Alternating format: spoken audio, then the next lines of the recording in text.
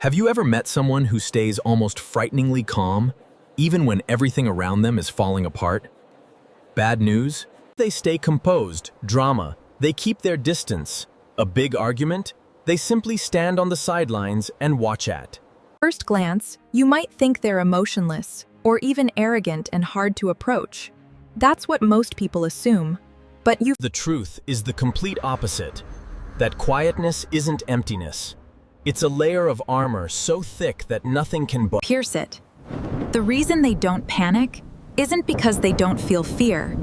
It's because that they've already faced these worst-case scenarios hundreds of times in the past. When someone has been through too much, their brain starts to get reprogrammed. They no longer react on pure instinct. They analyze. They see through lies before the other person even opens. Their mouth, what you call cold or emotionless, is actually a very sophisticated survival mechanism. In this video, we're going to explore 10 psychological signs that someone has been through far too much in life. And chances are, you might recognize a few of these signs in yourself. Sign 1. Empathy. Have you ever noticed that people who have endured music thumping in the background, you feel lonely and sad because of something personal, but you try to put on a happy mask? You smile, you nod, you pretend you're fine. Most people will believe that smile. They'll pass right by you. But someone who has been through real pain won't.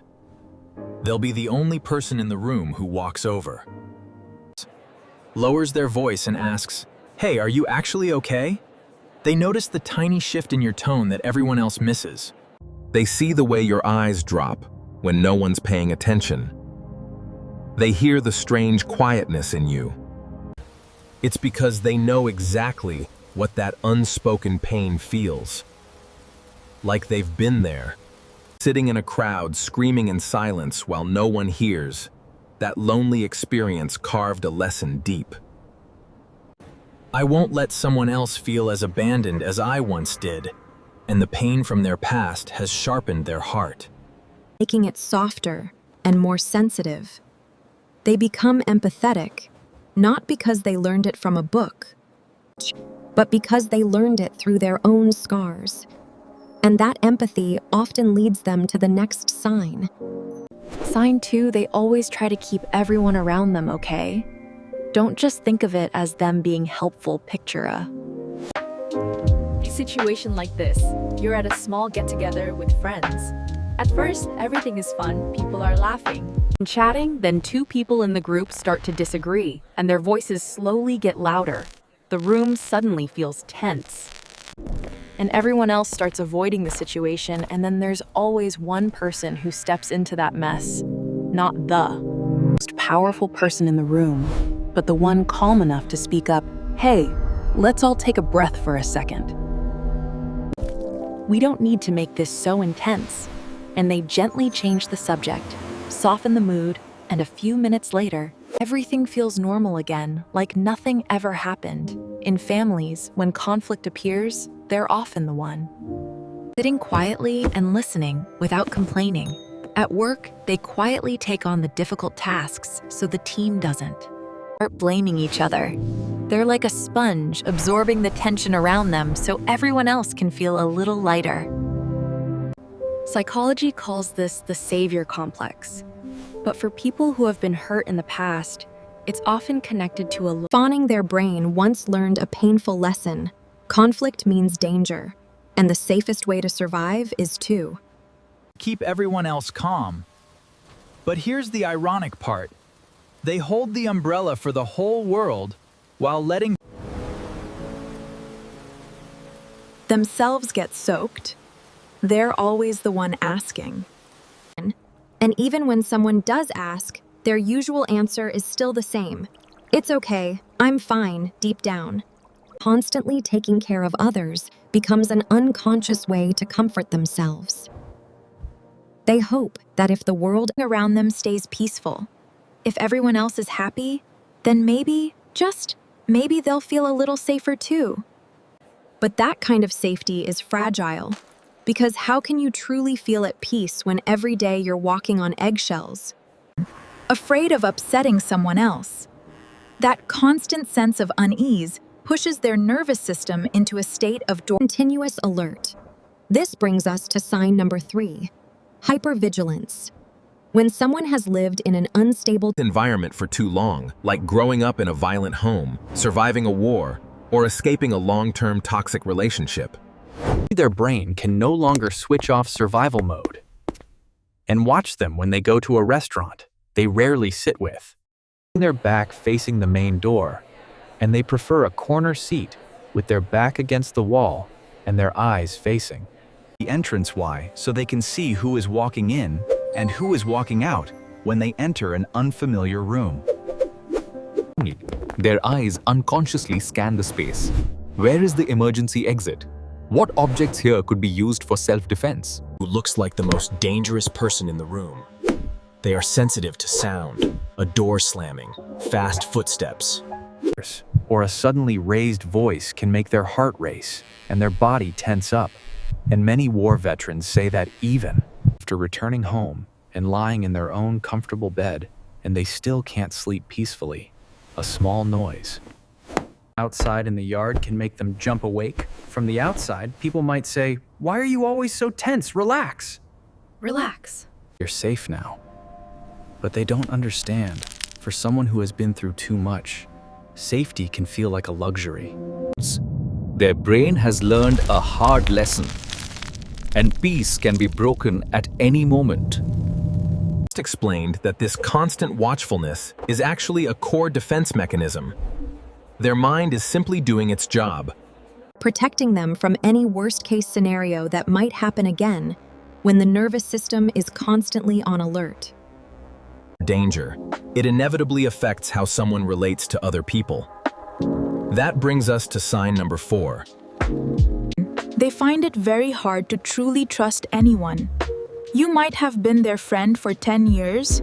You might even be their partner. They may treat you well and stay loyal to you. But somehow, you still feel like there's an invisible wall between you and the deepest part of their heart. They don't open up easily. They don't share their secrets or their weaknesses. Easily try putting yourself in their position. If in the past, the people they trusted the most were also the ones who hurt them the most, if the times they opened their heart were the same times they were betrayed, abandoned, or taken advantage of, then it makes perfect sense that they would build strong walls around their heart. It's not arrogance. It's not that they're cold or emotionless. It's fear. They're afraid that if they lower shield, history will repeat itself. They would rather keep their distance and be seen as hard to approach than allow someone in who might shatter their world again for them. Trust isn't a free gift. It's something extremely valuable that must be proven over time through actions and through many tests. But when you don't feel safe trusting anyone, you're forced to calculate every possible scenario on your own. That extreme caution often pushes them straight into the sign number 5. Overthinking people who have gone through many hardships often become reluctant analysts of life. They analyze everything. They analyze the messages you send. Why didn't he use an emoji today? Is he upset with me? They analyze a meeting. Why did the boss look at me like that? Are layoffs coming? They prepare for every possible Scenario A, Scenario B, and even the worst case Scenario Z in the blockbuster movie Spider-Man No Way Home. There's a line from the character MJ that went viral and touched millions of people. She says, "If you never have disappointment, then you can never really be disappointed." When many people hear that line, they laugh at the dark humor behind it, but people who have been through too much don't laugh. They see themselves in it because this is actually a psychological defense mechanism. If you always expect the worst to happen, then when it does happen, you're not surprised. If it does happen, you won't be shocked, you won't collapse. You were already prepared for them. Overthinking is a way to control the chaos of life, and they believe that if they think things through enough, nothing will catch them off guard. But of course, the price for this is mental exhaustion. And when someone becomes exhausted, what do they crave? The most that leads us to sign number 6. They crave stability more than anything else. After living in storms of chaos for too long, whether family storms, financial storms, or emotional storms, the thing an experienced person desires most is not adventure, not excitement. It's peace. It's the comfort of a quiet, even slightly boring life. They find deep safety in routines that repeat every day. They like waking up at the same time every morning. They like drinking the same type of coffee at the same familiar cafe. They like a job with a clear path, a tight home, a life with structure, for someone young who hasn't faced much hardship. Yet this repetition may feel like a Prison. But for someone who has already walked through storms, that repetition feels like paradise. Stability and predictability acts like an anchor for their boat, keeping them from drifting back into the open sea of chaos. They appreciate days when nothing happens, because they know something many others don't. A normal day is a Lucky day, and to maintain that inner stability, they need their own space. Sign number 7. They really enjoy the being alone. Don't confuse this with hating people or being depressed. That's not it. Think of it this way. If their brain were a phone, constantly staying alert, constantly empathizing, constantly analyzing other people, would be like running too many heavy apps at the same time. Their battery drains very fast. And time alone is when they plug in the charger. Being alone helps them process the messy mix of emotions they've picked up throughout the day. That's when they're allowed to take off the strong mask. That's when they don't have to worry about anyone. They have to read anyone, and don't have to please anyone. They walk alone in the park, or simply lie back and listen to music. Too much being alone is not loneliness. It's freedom. They develop a very strong personality from handling everything by themselves. You'll notice that these people rarely ask for help.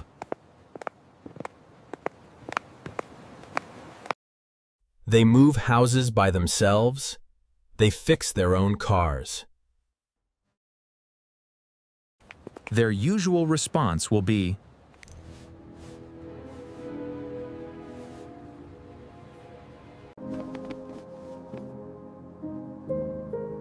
Deep down, everyone wants someone to lean on. depending on others is a risk.